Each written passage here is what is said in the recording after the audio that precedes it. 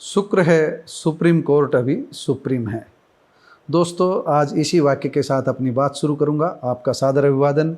मैं हूं महेश कुमार वैद्य और आप देख रहे हैं एनजेपी इंडिया। दोस्तों, आज 13 नवंबर 2024 को कुछ देर पहले ही सुप्रीम कोर्ट ने बुलडोजर एक्शन को लेकर बड़ा फैसला सुनाया है। आज हम इसी फैसले पर बात करेंगे। फैसले से पहले एक छोटी सी काल्पनिक कहानी। पुलिस ने एक युवक को किसी झूठे मामले में उलझा दिया था। अपराधियों के बीच पहुंचकर युवक खुद समय के साथ बड़ा अपराधी बन गया। सभी पुलिसकर्मी बेईमान नहीं होते, लेकिन कुछ तो बेईमान होते ही हैं।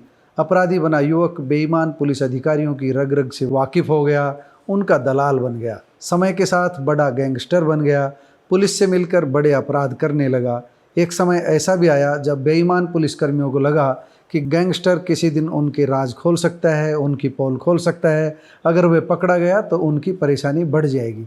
इसी डर से उन्होंने उसका एनकाउंटर कर दिया। इसके साथ ही उन कई बेईमान पुलिसकर्मियों की फाइल भी बंद हो गई जो समाज के लिए कोड बने हुए थे। अगर इसी अपराधी को पुलिस अदालत तक पहुंचने देती तो संभव था अपराध की दुनिया की एक बड़ी चैन उजागर हो जाती। यह भी स्पष्ट हो जाता कि संबंधित युवक को गैंगस्टर बनाया किसने, लेकिन ऐसा नहीं हुआ। अब मेरा सवाल आपसे है, क्या एनकाउंटर करना चाहिए था या कोर्ट पर भरोसा करना चाहिए था? जब हमारा संविधान अदालत से न्याय की पैरवी करता है तो हमें उस पर ही भरोसा करना चाहिए। सुप्रीम कोर्ट का आज का अतिक्रमण के संबंध में आया आदेश भी ऐसा ही है। यह आदेश अतिक्रमण की पैरवी नहीं कर रहा है, यह आदेश संविधान की रक्षा कर रहा है। इसका स्वागत किया जाना चाहिए। यह आदेश केवल तानाशाही पर रोक लगा रहा है, इसका हर किसी को स्वागत करना चाहिए। मैं इसलिए 2 बार स्वागत की बात कह रहा हूँ। सुप्रीम कोर्ट अतिक्रमण बढ़ाने के पक्ष में नहीं है, लेकिन सर्वोच्च अदालत ने जो कुछ कहा वह एक एक शब्द सुनने जैसा है। सुप्रीम कोर्ट के आदेश का संक्षिप्त सार यही है कि अतिक्रमण के नाम पर किसी भी आरोपी का घर नहीं गिराया जाएगा। अतिक्रमण हटाना है तो विधिवत रूप से हटाइए, 15 दिन का नोटिस दीजिए। नोटिस के बाद डीएम यानी जिला कलेक्टर नोडल ऑफिसर की नियुक्ति करेंगे और इसके बाद कार्रवाई की जाएगी। इसकी जानकारी डिजिटल पोर्टल पर भी हो। यह पोर्टल 3 महीने के अंदर अंदर बनाया जाए। अधिकारियों की जवाबदेही भी तय करने के बाद फैसले में है।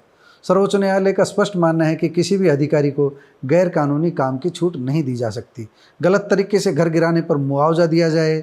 अदालत का मानना है कि घर तोड़ना मौलिक अधिकारों के हनन जैसा है। आरोपी होने पर घर नहीं गिरा सकते। सुप्रीम कोर्ट ने एक बड़ी बात यह कही है कि बिना अपील के घर गिराने के बाद रात भर महिलाओं और बच्चों को सड़कों पर देखना सुखद दृश्य नहीं है। सुप्रीम कोर्ट ने भवन मालिक को पंजीकृत डाक से नोटिस भेजने और निर्माण के बाहर चस्पा करने का आदेश भी दिया है।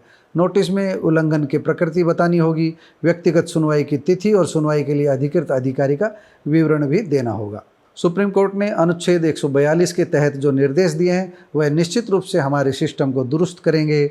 सर्वोच्च अदालत का यह कहना एकदम सही है कि किसी अपराध की सज़ा घर तोड़ना नहीं हो सकता। दोषी होना घर तोड़ने का आधार नहीं हो सकता। घर हर किसी का सपना होता है। सुप्रीम कोर्ट ने स्पष्ट कहा है कि लोकतंत्र में नागरिकों के अधिकारों की रक्षा जरूरी है। सरकारी शक्ति का दुरुपयोग नहीं किया जाना चाहिए। सरकार की जिम्मेदारी राज्य में कानून व्यवस्था बनाए रखने की है। बिना मुकदमे के मकान गिराना तो कानून तोड़ने के बराबर ही है। शासन मनमाने तरीके से मकान नहीं गिरा सकता। सुप्रीम कोर्ट ने यह भी स्पष्ट कर दिया है कि मनमाने तरीके से घर गिराया तो प्रशासन जिम्मेदार होगा। आप सब जानते होंगे कि उत्तर प्रदेश में किस तरह बुलडोजर बाबा के नाम से योगी आदित्यनाथ की चर्चा है, उनके एक्शन की चर्चा है और आम लोग उसकी तारीफ करते हैं। लेकिन हमें ठंडे दिमाग से सोचना चाहिए। अगर बिना अदालत में सुनवाई किए घर गिराने शुरू कर दिए तो यह अराजकता ही कहलाएगी। सुप्रीम कोर्ट के फैसले का मतलब है कि अब मनमाने तरीके से घर गिराने पर अधिकारियों की जवाबदेही तय होगी।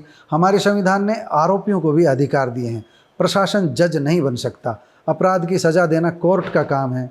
सिर पर छत होना भी जीने का अधिकार है। अवैध निर्माण को जुर्माना लगाकर भी नियमित किया जा सकता है या कोई दूसरा रास्ता देखा जा सकता है। और अगर फिर भी जरूरी हो गिराना तो इसके लिए पूरी कानूनी प्रक्रिया अपनाई जा सकती है। उसके लिए नोटिस दिया जा सकता है। यही बात सुप्रीम कोर्ट ने कही है। सुप्रीम कोर्ट किसी अतिक्रमणकारी का पक्ष नहीं ले रहा है। किसी एक आरोपी के अपराध की सजा पूरे परिवार को नहीं दी जा सकती। घर तोड़ना तो पूरे परिवार को सजा देना है।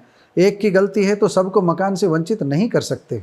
नोटिस के बारे में भी पूरी बातें स्पष्ट की गई है। नोटिस में यह बताना होगा कि कौन सा हिस्सा अवैध है। अवैध निर्माण तोड़ने की वीडियोग्राफी भी करनी होगी। सभी राज्यों के मुख्य सचिवों को यह आदेश भेजा जाएगा एक बड़ी बात यह भी है कि 15 दिन के नोटिस के बिना निर्माण तोड़ा तो अफसर के खर्च पर दोबारा वह निर्माण बनाना होगा। हमारा ये मानना है कि भीड़ कभी न्याय नहीं करती। अगर भीड़ के हाथ में या तानाशाह के हाथ में ताकत दी गई तो फिर अराजकता आ जाएगी, कानून का शासन खत्म हो जाएगा।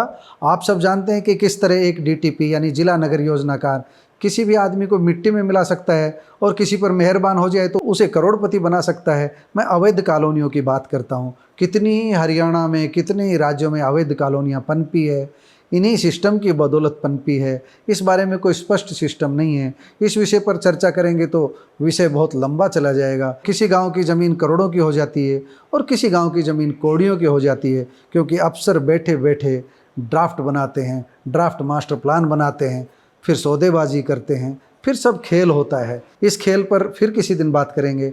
आज तो हम यही कह रहे हैं कि सुप्रीम कोर्ट ने एक ऐसा फैसला दिया है जिसका स्वागत किया जाना चाहिए।